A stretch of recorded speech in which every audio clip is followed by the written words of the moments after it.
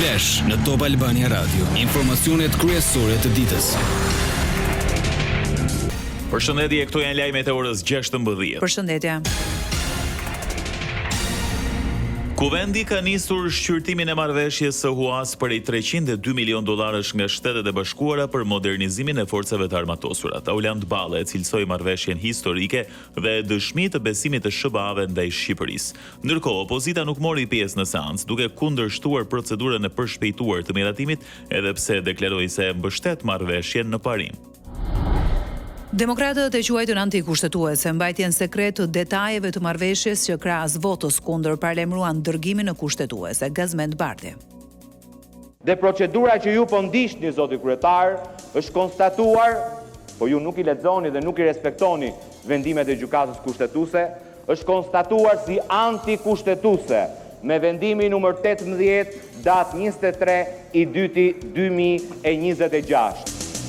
Me kushtin që të ruajnë sekretin, krye parlamentare Niko Peleshi ftoi demokratët të lexonin marrëveshjen e kredisë me Shtetet e Bashkuara të Amerikës. Çdo deputet i Kuvendit të Shqipërisë ka mundësinë, të drejtën dhe mundësinë shumë praktike të lexojë plotësisht marrëveshjen vetëm 5 metra larg nga kjo sallë. Pra, ju lutem, lexoni marrëveshjen dhe mos votoni marrëveshjen pa e lexuar, pa e studiuar dhe natyrisht pa u shqyrtuar në komisione.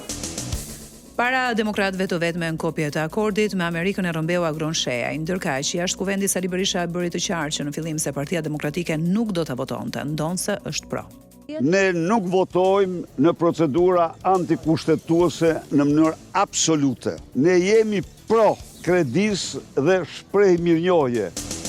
Auland Balla vlerësoi marrëveshjen. Ky financim do të përdoret ekskluzivisht për modernizimin e kapaciteteve të forcave tona të armatosura, përmes programit Foreign Military Sales, duke financuar pajisje, sisteme dhe shërbime mbrojtjes sipas standardeve më të larta të NATO-s. Para votimit në seancë, marrëveshja e kredisë mori dritën jeshile në një mbledhje të përbashkët mes komisioneve të sigurisë dhe ekonomisë. Ndërkaq, deputeti Agron Shehaj akuzohet për shkelje flagrante të ligjit për informacionin e klasifikuar në kuvend. Përmes një letre dërguar Peleshit, Partia Socialiste kërkon referimin e Shehajt në SPAK për marrjen me forcë të akordit dhe dyshimet për keqpërdorimin e përmbajtjes së dokumentit. Ndërkohë, krahas seancës plenare sot kishte edhe protest, më së shumti në formë marshimi. Policia kishte marrë masa duke bllokuar hyrjet kryesore rreth selisë së parlamentit dhe pamundësoi afrimin e protestuesve. Ata mbanin vezë domate të planifikuara për deputetët, por u ahodhën bluve. Momentet më të forta të tensionit u shënuan te kryqëzimi i rrugës Elbasanit ku pati edhe të shoqëruar mes tyre nismëtari Arben Kola. Me ndërprerjen e punimeve të kuvendit, protestuesit u grumbulluan tek sheshi Skënderbej dhe më pas vendosën të drejtoheshin komisariatit numër 1 për të pritur lirimin e protestuesve. Top Albania Radio.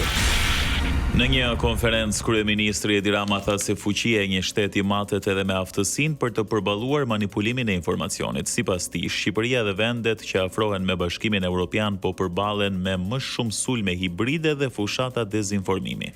Mënyrën e ndërhyrjes Rama e krahasoi me kalin e Trojës, ndërsa përmendi edhe revolucionin e flamingove si shembull të shfrytëzimit të hapësirës digjitale për manipulim. Lajmet në internet në adresën www.topalbaniaradio.com.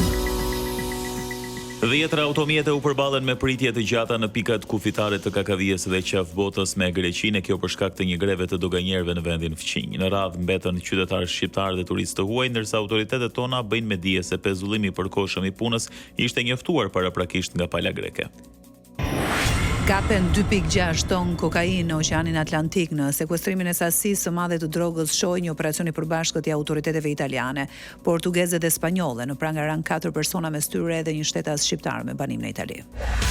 Lajme nga bota. Zjarret masive vijojnë të përhapen në Francë dhe Spanjë duke detyruar evakuimin e mbi 295.000 banorëve. Flakët po favorizohen nga temperaturat ekstreme dhe errat e forta, ndërsa Franca po përballet njëkohësisht edhe me përmbytje pas rreshjeve intensive. Autoritetet në të dy vendet kanë shpallur masa emergjente për të përballuar krizën.